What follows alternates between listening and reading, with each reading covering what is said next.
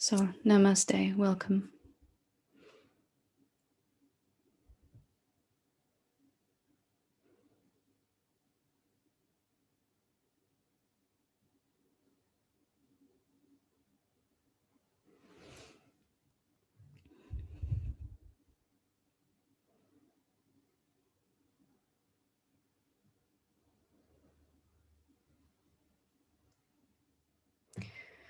Before we kind of get into Satsang, I wanted to just take a moment to hopefully say this without crying, but to say thank you for all the support and the wonderful messages, comments, and things that you've been leaving on YouTube. You may or may not know that we just passed 1,000 subscribers on the YouTube channel, which is just beyond amazing to me because it's been such a weird and wonderful journey with its ups and downs. Awakening itself and then the teaching in itself is a whole different journey. And it really started from just over 12 years ago. There was myself and 3 other beings that used to meet in a cafe in Batley here in West Yorkshire for a cuppa and a chat, and it really started from there. All those years ago in a very informal way. It wasn't Satsang at the time, although it evolved into that. And it's been through many different phases and stages along the way, driven by this deep desire I've had to still have, in fact, it's deeper than ever, to try to shortcut the process, the seeing, and perhaps the being part as well, even deeper, even clearer, and to try to make it into something that we can work through in more methodical stages, that's less and less something that we, it may happen to me, it may not, and if I'm lucky, I'm lucky, if I'm not, I'm not, which is kind of how I started my own journey to a deep seeing that if I do what awakened beings have done, I will get the same results that they get, and that isn't rocket science, so it's a methodical thing that we can all follow, and those that have gone before are just pointing the way.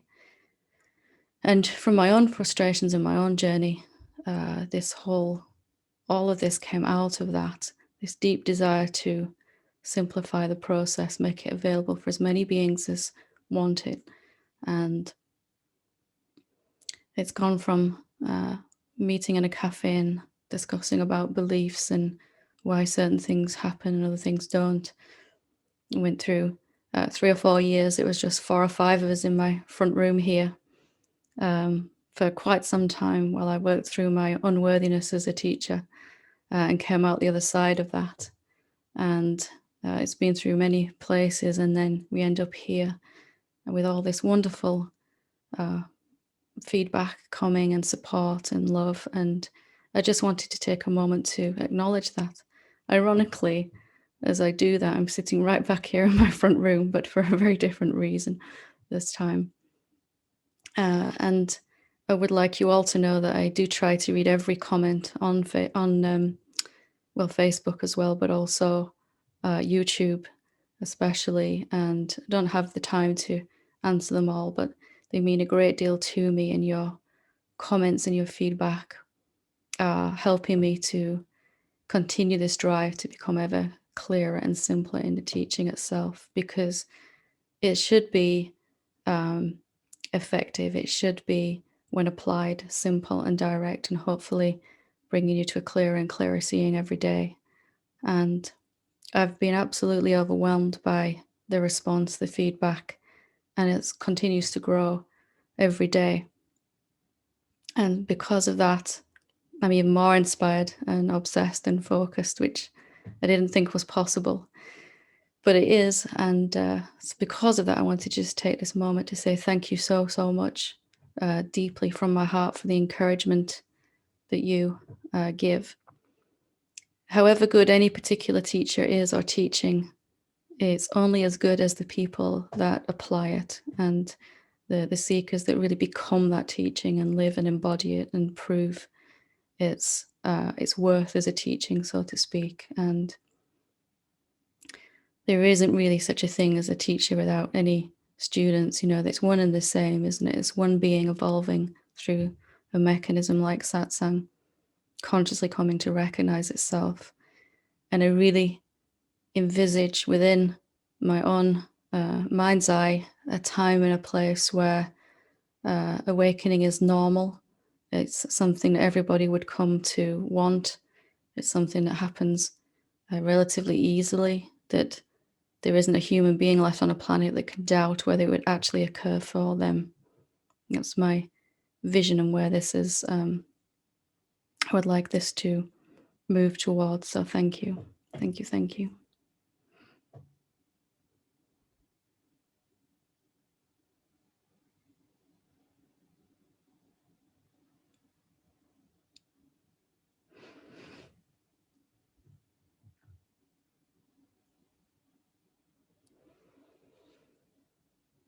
So today I wanted to read a question, to start with a question that has been sent in that I didn't get time to look at on Thursday, but it's a really great jumping off place for to be able to hopefully see clearer what awakening is and how simple it can be compared to what we may think and what we may have experienced in the past. So I'll read the question first and then we'll go from there. It says, Dearest Helen, I feel like this journey home has been consciously happening for maybe 20 years since the first glimpses of truth, and that it seems only like a journey as the mind is involved, thus creating the illusion of moving towards within a timeline, and that magical illusion is always happening now, in capital letters. There is currently a deeper resignation or surrendering here. There's a renewed interest in the where exactly am I contemplation, and the mind has been faithfully on board in prompting continuously to take no shape during the day, their day-to-day activities, stimulus reaction to cycles or karmic patterns. There's a sense here that by utilizing the mind in this way, to have it engage in total commitment to not take a shape, is the only way to freedom that has been tasted on the tip of this tongue for 20 years. Like giving a 2-year-old a job to do so it thinks that it's helping. And that is the way to keep it out of trouble so that it doesn't take new shapes while one, with a capital O, makes itself open, clear, and ready for God to take up permanent residence. Am I on the right track? Lots of love, peace, and infinite gratitude. I'm laughing because my mind is very much like a 2-year-old. I'm sure many people can understand that analogy.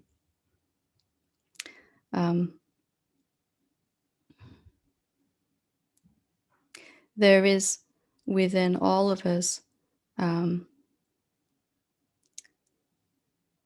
already that which is completely finished.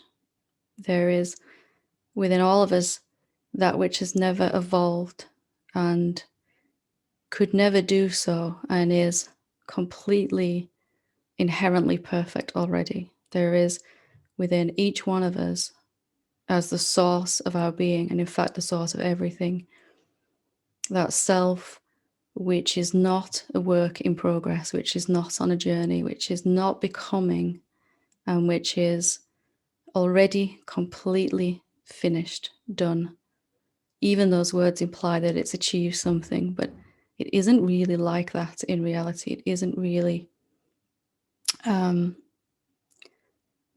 moving on a timeline as was suggested here. And there was a particular point where there was a certain phrase for myself that really resonated, that we become what we think about most of the time, I think, as the Buddha said, but really it became clearer that we take the shape of what we think about most of the time. What our mind becomes obsessed with is what we're going to experience in our life. And for a long time, we seem to be on a journey, don't we? We seem to be progressing somewhere, heading towards something.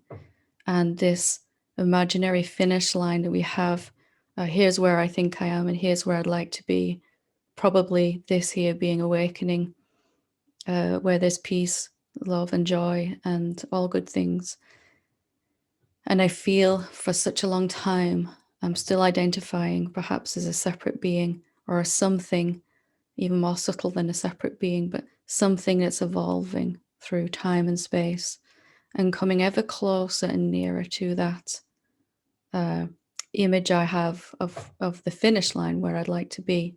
Usually we're comparing ourselves against some awakened being of past or present, and seeing that there is still some distance to traverse before we arrive at that place.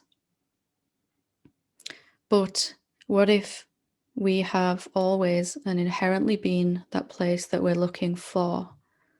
What if we're looking from there, watching the mind on its journey as the mind thinks in progressively lighter and lighter ways, as the mind and the separate sense of self, the ego, I'm using all those terms synonymously here just for this satsang.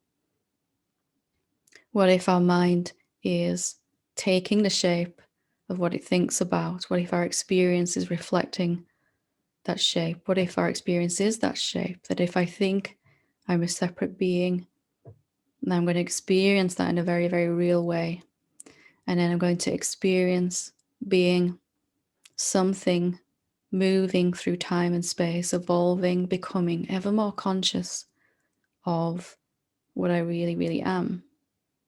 And as I seem to go through that journey, my thoughts become ever more about the self, the one being, the supreme nature of reality, the noumenon, the awareness, the whatever we're going to call ourselves. And less about being a separate being, about being someone who's getting there. And periodically throughout that journey from here to here, where I already am but haven't realized, I might have these momentary seeings that I am already home. Not that I have arrived home, but I am that home in which the journey, the searching, the becoming is unfolding. This sense of becoming ever more worthy, ready, and able to embody what I already am is becoming ever clearer, is seen. I might have these snippet moments, these glimpses of this place that's already perfect and whole and isn't a place, but for want of a better word, this true nature of our being that isn't ever able to be anything other than itself. And it can take all these shapes, but it's inherently shapeless. It can take the shape of whatever thoughts we're entertaining. And from time to time, I'll have these glimpses. They may last for a while or for just for a millisecond, that I'm not really ever involved in time and progress and becoming. That's happening to my mind and my body, but not to me. And what looks like time and progress and my life becoming gradually better, and my inner state, more peace, more love, more joy, it looks like change, but it's really just the continuous reflection of what I'm seeing clearer. As I see clearer, I'm already where I'm trying to get to and could never not be that. Then my life is reflecting that back to me, my relationships, that contentment more of there's nowhere for me to go to. And as you've pointed here in this, I love this question that giving the mind something useful to do, it is really going to speed up that seeming time delay between the first time I catch a glimpse of what I really am, even just for a second, a nanosecond, there's something here already that's perfect, that is me, to the end point where that becomes continuous and effortless to recognize, Doesn't mean our mind and body stop evolving and our life changing, reflecting that. But I'm no longer able to fully believe in this journey, that I've got somewhere to get, or that I need to be worthy of this awakening already, or that I need to resolve my karmic patterns before I can clearly see and be this, or something like that. That if that how long that journey takes is really the content of the mind, then it makes sense that as the content of the mind, the thoughts become more focused on what is actually real. As we start to think about what is real more than what we thought we were, this thought constructed self of ego, then we're going to begin to experience ever more positive, beneficial experiences, knowings, epiphanies, seeings. And there'll be more and more moments available where we can accidentally slip into this place where there isn't anything happening to us, nor was there ever, that there isn't anything really that we need to achieve.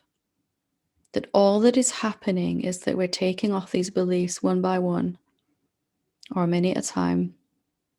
First and foremost, that I am the separate being that broke away from God, from the noumenon, from the self. And I have to find my way back. That this, what you've described here, utilizing the mind in this way, is going to really speed that journey.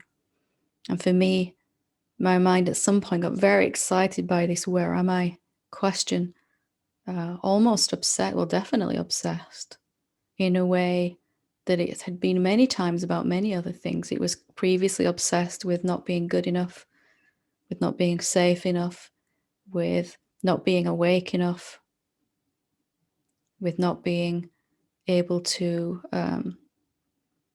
get to where it wants to be. Mind is kind of an obsessive tool, isn't it? And maybe we can use that obsession to, that obsessive ability that mind has, to begin to focus on something that's that we don't mind becoming or taking that shape of. Or in this case, if we think about the shapelessness and we want to experience it enough, we will begin to experience being shapeless, and that will become ever more effortless and continuous. So if mind is going to be thinking anyway, why not give it something useful to think about? And this is the basis of the core teaching on contemplation. It's much more helpful to think, is it true and I'm not already awake, than to just assume, have a thought that I'm not there yet. It's much more useful to question, is it true I'm not ready for awakening? Is it really true it's never going to happen for me? Than it is to take the shape of the thought, it's never going to happen for me. You can consistently recreate that shape for a very long time, and I know a lot of us have, and in the interest of simplification and speeding that up, that I am the watching of this journey and the place in which the journey arrives and finishes. And I'm not really involved in that at all. I am as I always was. And the only thing that's happening is that my mind is progressively coming to realize that and embody it, and therefore my life reflects it. But there is no epiphany, no thought process, nor anything that could make me feel any, that could make me be any different than I am already. That there is no seeing that could occur, that could change what I ultimately am and could never not be. But I am that space in which the universe is appearing. I am that space in which the world, my separate sense of self, my mind is appearing. And as it moves, that I remain unaffected. So I really liked the way that you phrased this, that it's going to, at some point, come to total commitment to mind, isn't it? To picking up some seeing, or it'll become obsessed with something in some teaching somewhere that suddenly seems extraordinarily relevant and important. Or it'll have we'll have a glimpse of our real nature, and suddenly mind will become obsessed with seeing that clearer and deeper. And perhaps the obsessive quality that's not really celebrated in normal society is something that we can all use to facilitate this journey from here to here. In the end, we come to a seeing that no matter what my mind is thinking or my body is feeling or what I'm experiencing currently, it has nothing to do with it's not impacting upon what I really am. That no experience, no matter how awful or pleasant or beautiful, is changing the formless space in which the body, the mind, and that experience is happening. But ironically, paradoxically, to get to that seeing, a lot of us have to do some using of the mind in this conscious way. And we all can probably recognize how obsessive our mind gets when it picks up a particular subject. It will not put it down. And the only way really is to give it something more fun to play with, to give that tantruming toddler a much more enjoyable, nice feeling toy to play with. Some such question as, what am I really? Have I ever been separate? Is it true I'm not awakened? Where am I exactly? Where am I not? What is reality? Something that it can really get obsessed with and really go to town with and become, it will move then through, mind will move through all the thought answers to those particular questions and experiential experiences, to simply eventually recognizing that it is the shapelessness in which that question is appearing. And it is also everything that is appearing inside it. And sometimes in non-duality teachings, there can be this stigma, also kind of about thinking, using thought, using the mind. But if your mind is going to be thinking, you might as well get it to think about something that's going to move you closer to seeing that you've always been home, that you are the home itself. You're not arriving home, you are that home in which the separate sense of self is born and travels through this long journey through many seeming lifetimes back to right where it started, but conscious of it. Conscious of, I've never moved from here. Nothing ever really happened to me, although it really seemed to do for millennia. And there's a sense, paradoxically, but simultaneously, of arriving home finally, and yet having always been here. There's just a strange feeling that happens. They're both true in a way. But I really love what you've said here, that as mind becomes committed to taking the shape of a particular question, an important question, it'll become clearer and clearer that that is really only changing the content of the field of awareness. The awareness itself has never changed. It's equally aware of the thought that I am a separate being, I'm not good enough, I'm not ready, can't get there, it's never going to happen. As the thought that I am Shiva, I am everywhere, I am the omnipresent being, I am the supreme self. That those two thoughts don't have any impact upon the awareness. They have an impact upon the body. They feel very, very different upon the body, and their experience is very different in our life. But that there isn't really anything that is going to impact the awareness. It is always in its pristine nature. The silence could never be other than that. And it recognizes, first of all, through a human body, through the contrast and the change and the becomingness of the mind and its journey, that place where journeys never existed, where all roads lead to, where we've always been looking from. That separate sense of self seems to arrive home at the place we never left. that the journey is being watched from, even. And really, it's been thought that's been on a journey, that's been on an awakening journey, on a progression. It's thought that realizes the self in the end. And enlightenment just is here and watches while thought comes to a clear and conscious recognition of its real source.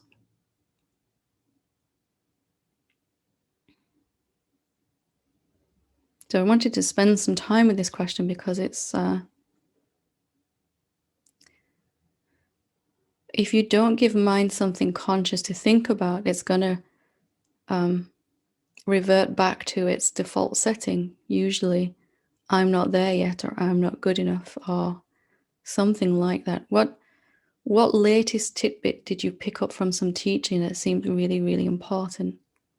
And can you foster the obsessive quality of mind over that? Can you take the shape of that more until you can effortlessly stay in your shapelessness? Can you engage your mind in that? So absolutely, you're on the right track.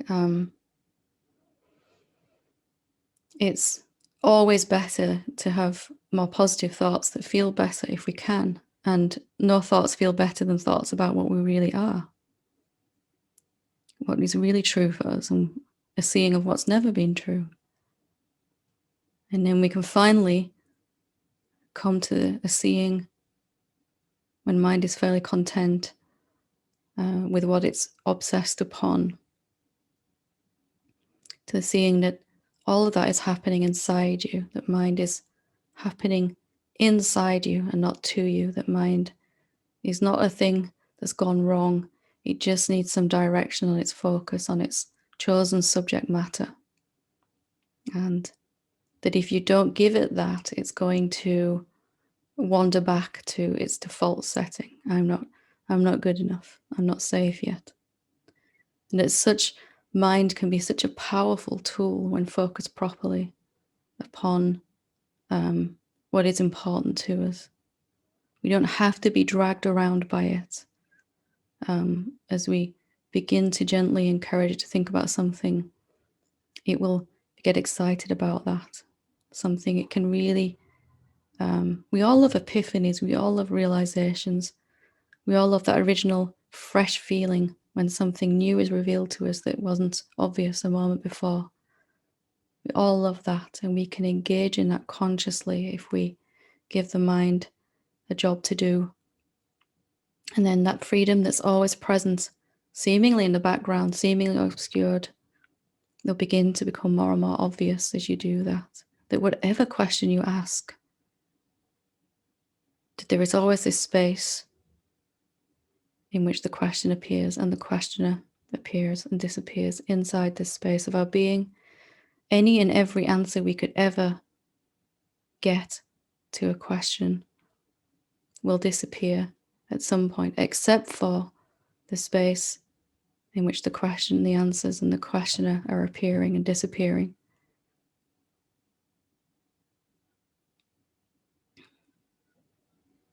So thank you for that question. It was very, very good and absolutely on the right track. That's the resignation or surrender that you're talking about. There's just this recognition that you're never really traveled. It's coming clearer, isn't it? You've never really become or undone anything. That there isn't really anything to undo, although there seems to be for quite some time. That you never were a separate being. Therefore, all and any of the problems of that separate being become increasingly irrelevant to you. Not that you don't want to resolve them, but that it's not your job to fix them, and you can watch them resolve all by themselves from this place where you could never not be. Okay, so if anyone would like to ask a question or to share, if you have anything that you want to talk about with me, I invite you to raise your hand. Okay, so Vidya, when you're ready.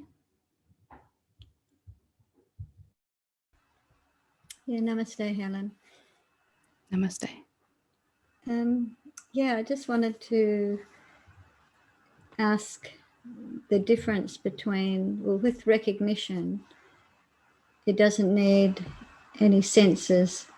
It just recognizes itself as that formlessness. Well, so what about the knowing? What's the difference between there's a intuitive knowing that doesn't seem to need senses? Yeah, I'm not really clear on even what I'm trying to say. Could you just try one more time to just ask me again? Yeah, Just to give without me a little the, bit more. yeah. So the difference between like a knowing and a recognition. Well, there isn't really a difference in that, is there? If it is the same knowing, the same knowingness that is the real self can know itself, that it is just the knowingness without a knower, with no separate knower. And it can also know a thought has appeared that I am a separate being. It can also know when a thought appears that says I've never been a separate being. But that knowingness in itself is never changed in that process. Is it whether it's recognizing itself or whether it's recognizing a thought or an epiphany or whatever we're calling it? It is inherently the same at all times. Yeah. Yeah, because it really touches me deeply because it's that acceptance of it being undeniably here. Yeah.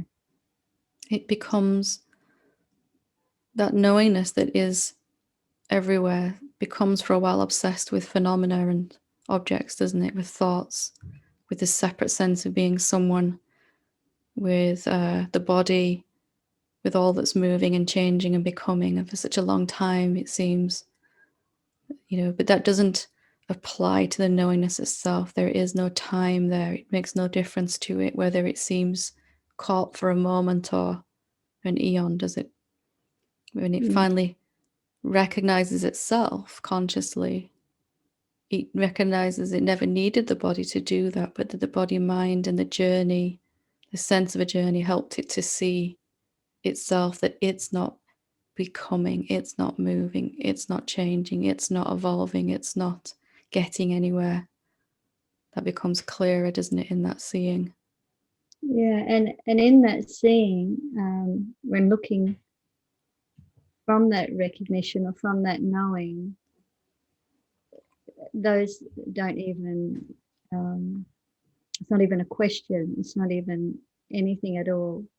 It's only when I think about that recognition, that there was a recognition, there's a knowingness. Yeah, then that question arises, but from that place, like I said, it's just home. It's not needing anything. It doesn't even need to recognize.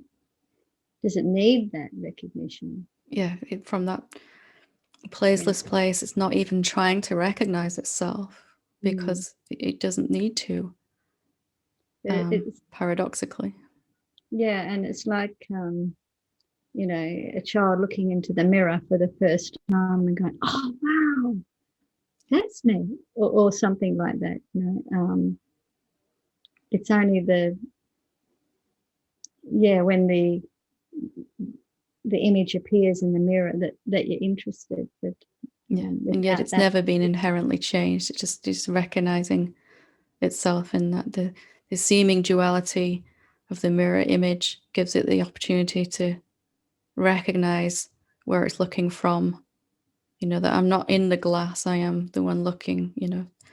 But it becomes, of course, the analogy falls down there because usually the next thing a small child would do would try to tap the glass and find out who's in there, but you get the idea. Yeah. Thank you so much. I'm just forever grateful for the teachings and your love and support and everything. Just Thank you. Thank you very much.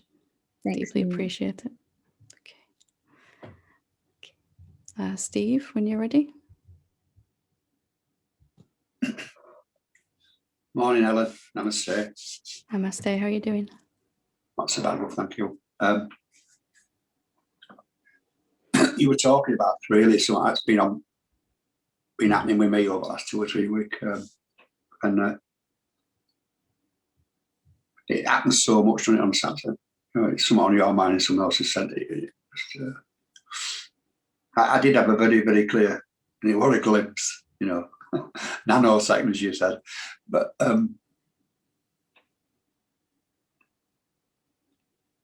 that if I'm not here, there's no problem. Not wanting my head though, I saw it, just like. It's a deeper knowing, isn't it? It's not a thought process. No, it just dropped away, and just for a second I thought, this is it. It's gone then. It was gone, so couldn't really ask many questions in there. But So what was gone in that moment? What was gone in that moment? You said no I, but you were still there to know something. That's what I was going to ask you that, but someone saw it, something saw it. So that's a question. Yeah. Temporarily, the separate sense of self drops away. Right. Yeah. The separate me disappears, but it's always coming and going, even, deep sleep or while I'm just listening, while I'm painting a picture or listening to music, or there's countless things we do during the day where the separate sense of self falls away. But we might consciously notice that happening for the first time.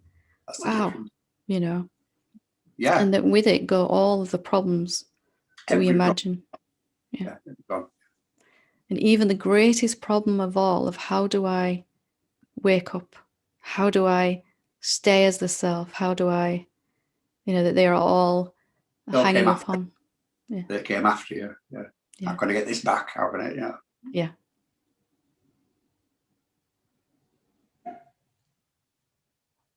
But the other stuff, the saga, I've let that go. I'm not letting it go. I'm just sort of, that's how it is, Steve, for now. You know what I mean? I'm sort of giving in to trying to change and doing.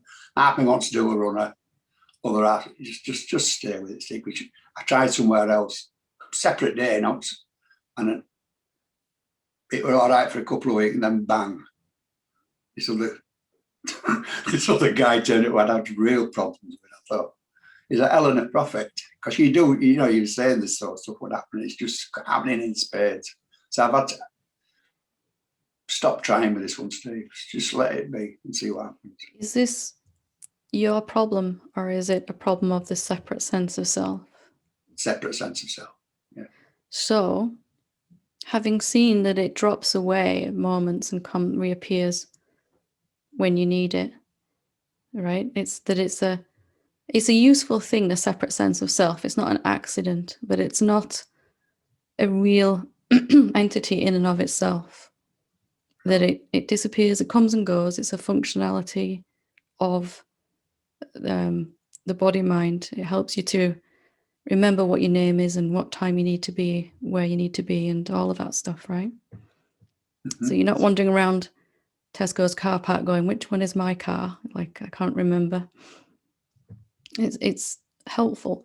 But having seen that it's not a real thing, it's not permanent, it seems to be, but it's not actually, that it can vanish at any point and reappear when we need it, then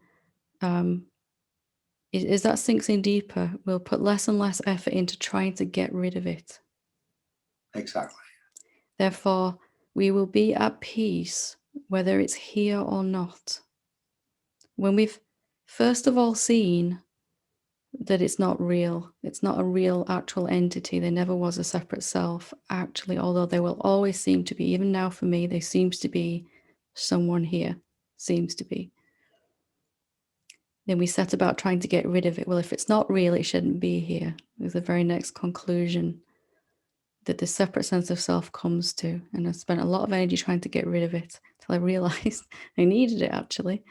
It's quite useful while the body's here. And it's not a mistake or an accident. So as you continue to see that it never was a real thing that you need to even get rid of, you'll feel just as much at peace without problems as when it doesn't matter whether the sense of being someone is here or absent.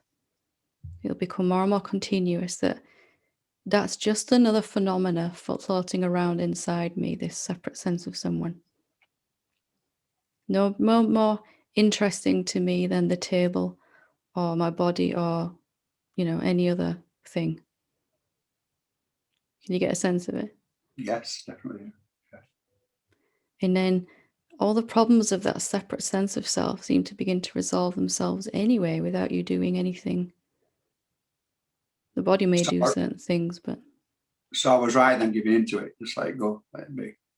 Yeah, can you solve the problems of something that isn't really there? I know. Yet we all try for such a long time. Still doing it, yeah. Especially this greatest problem of all. How do I stay as the self? How do I live as this? How do I, they seem really relevant, don't they? But they are not original to you. This is this journey that we were talking about at the start, isn't it? More and more every day I'm living as this more and more consciously. And yes, in a way that's true. And yes, also at the same time, you've never had anything to do. And there's just more and more of a recognition of that's in the background at first that isn't troubled at all by the separate sense of self, the egoic structure, is it, the self? No, not at all. It's like the cloud running around going, look at all these raindrops falling out of me. This one shouldn't be here. This one should go. And it's not really like that. The sky isn't bothered by the clouds, is it? Even the dark, stormy clouds. There's no one to be bothered. I just saw it. There's no one to be bothered.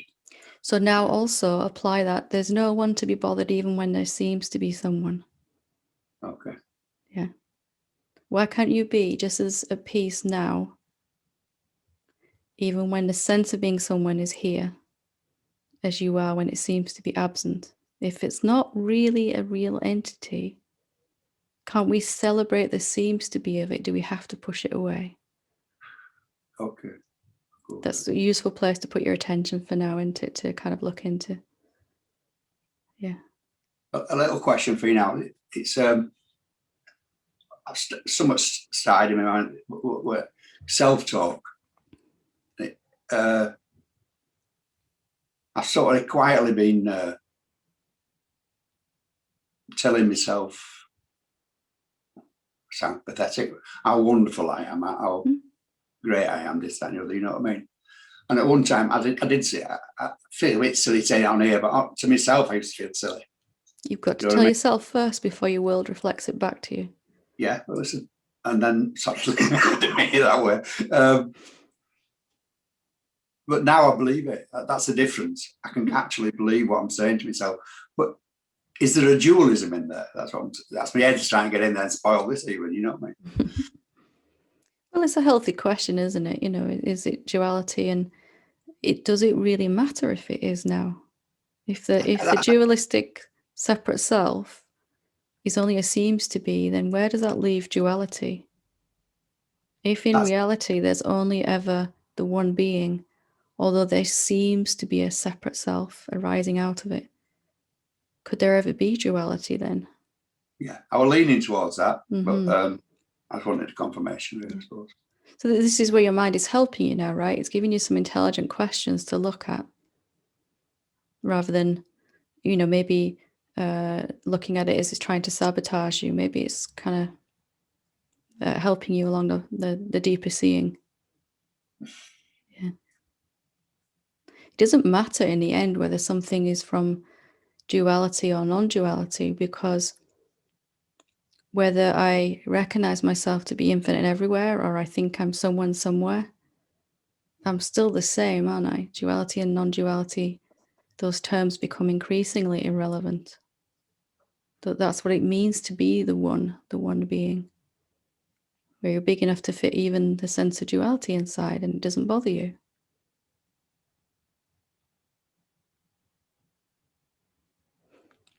Something to ponder. No, yeah, it seems to widen. It goes further. Once I say that now, it can open up a lot of stuff. Anyway, thank you. You're very welcome. Very good conversation. Lovely. Okay, Ron, when you're ready. Yeah, Helen, I just want to kind of follow and take it one step further from what the questioner was saying. So what does Helen Hamilton do with her mind these days in regards to either giving it a bone to chew on or to have fun with? Just curious how you see that for yourself. It's very hard for me to find it. And I don't have any urge to give it anything to chew on, so to speak, now. Although I did for quite some time, I found that very, very useful. If there is any thought going on, it tends to just happen spontaneously by itself, and it tends to be useful, organized thought now rather than random noise, repetition of nonsense, that it is the usual thought process that we have. Tends to be original, fresh thought, where thought hasn't gone before in this body mind. It'll be something, but there's no sense of me having any control over that now. That's really what the doer is, isn't it? That I can change. There seems to be someone doing something for a while on this journey, and that kind of falls away. It's like, can the sky affect what the clouds are doing, and would it want to even? Can the ocean affect the waves, and what would be the point in that? But even interests are kind of a mental process, whether it's Sanskrit or otherwise. So is it just more of a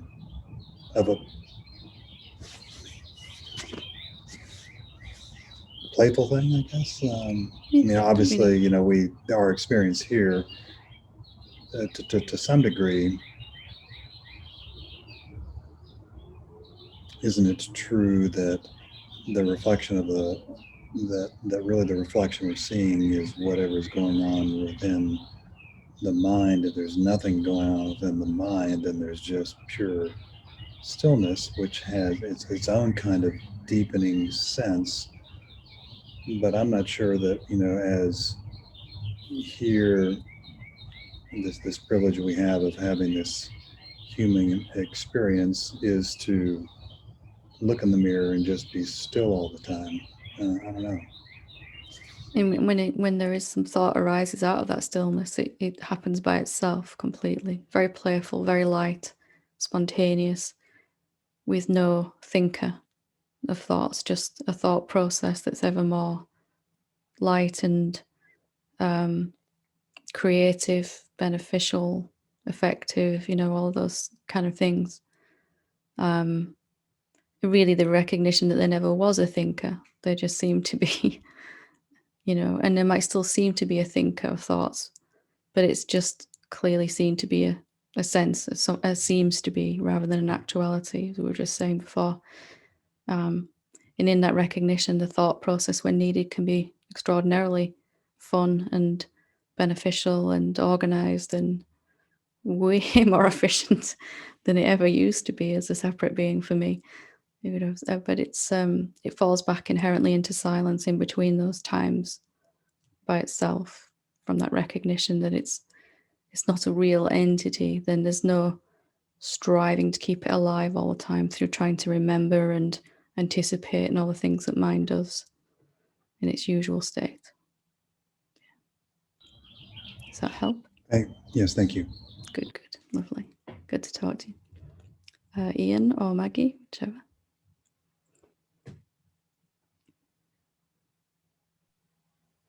I just want to share really, pretty much on the theme of using the mind and what everyone said really.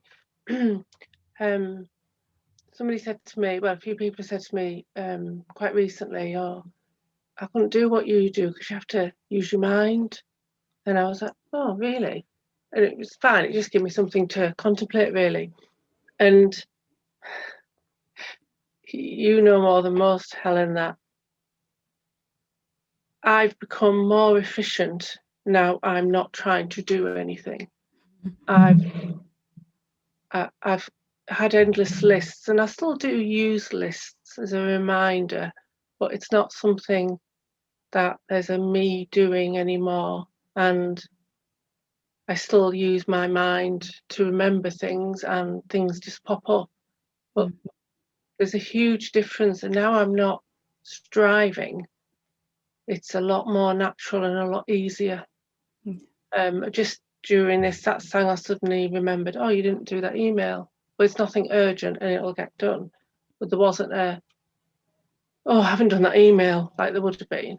The content and the type of thought is becoming more self-affirming, self-loving, rather than being something negative, isn't it?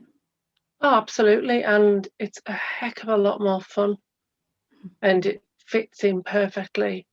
Before it felt, there was a time where I was feeling like I was struggling with work, and I'm not at all now. I'm absolutely loving it. And it was all because there was a me trying to sort and trying to do, and since it's dropped away, the thoughts still appear, and for a long while I battled that. You shouldn't have thoughts. There's no mind, and etc. And there's no me to be having that mind. But the seemingness of it all, for a long time, I asked questions about that, about the seeming that there's a me talking into this laptop to you and everyone else. And that felt very too confusing. But now it's just accepted that what I'm trying to say is, if you can drop the battle with it all, because it becomes much easier then. There'll always be a sense of being someone somewhere while there's a body to look through, right? And that just becomes part and parcel of having a human body currently. And it doesn't need to be in opposition to my every-awareness. Yeah. And my someoneness is going to function much more efficiently and joyfully as that seeing deepens. Yeah. And I laugh a lot more. That's always good. Yeah. As ever, you put it so much better, but that's basically what I wanted to say. It's so joyful. Thank you. Thank you for sharing. Okay, so seems like a good place to leave it for today. Thank you very much for joining me. Namaste.